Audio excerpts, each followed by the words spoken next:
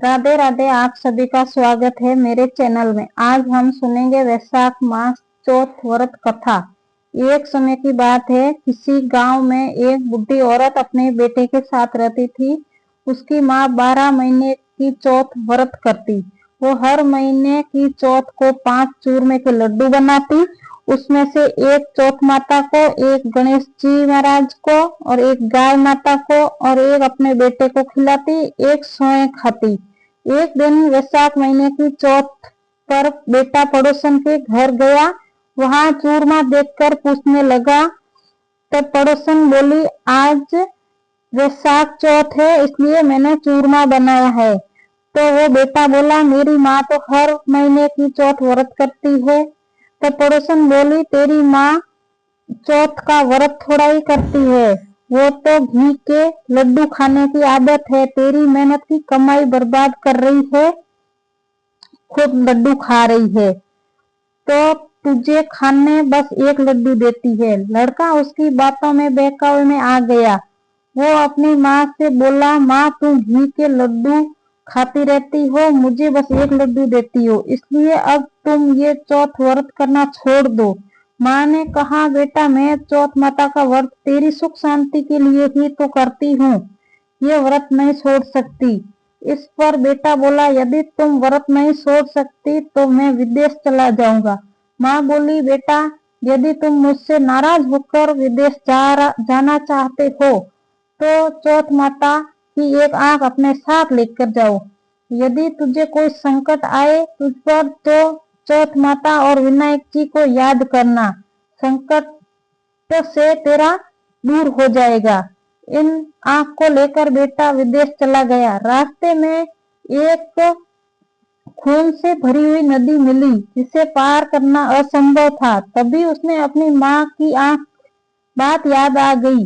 तब उसने एक आंख चौथ माता की लेकर नदी में डाल दी। कहा, हे चौथ माता, मेरी माँ सच्ची है, अब तो मेरे लिए व्रत करती है तो ये नदी गंगा बन जाए, पानी से भर जाए, मुझे रास्ता मिल जाए।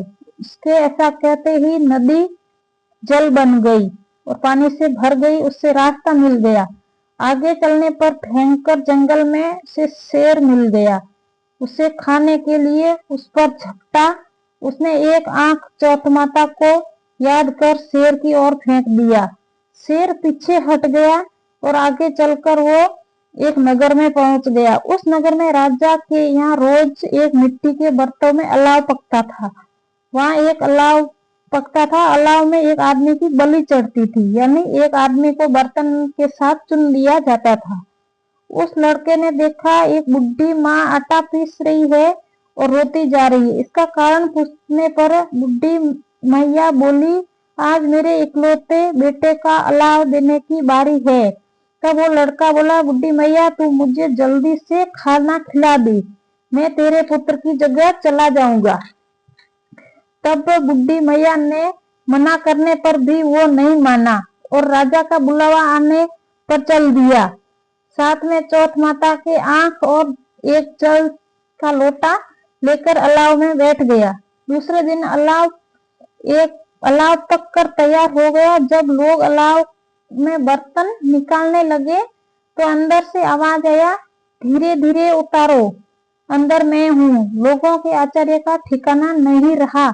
उन्होंने जाकर राजा को ये बात कही। तब राजा स्वयं देखने आए। आवाज सुनकर बोले, अंदर कौन है, कोई भूत प्रेत है या देवी देवता? या तभी लड़का बाहर आ गया।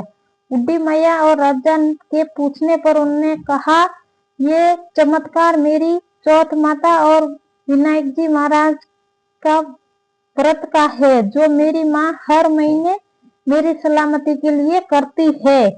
उन्हीं के प्रताप से आज मेरा ये भयानक संकट दूर हो गया। ये सुनते ही राजा ने पूरे नगर में ऐलान कर दिया, सभी सुहागन स्त्रियां अपने बेटे की और माँ कुंवारी कन्याएं चौथ का व्रत करे। हो सके तो 12 महीने की चौथ का व्रत करे, नहीं तो 4 बड़ी चौथ का व्रत करे, वह भी ना तो 2 चौथ तो अवश्य करे। हे चौथ माता, जैसे बुढ़ी औरत के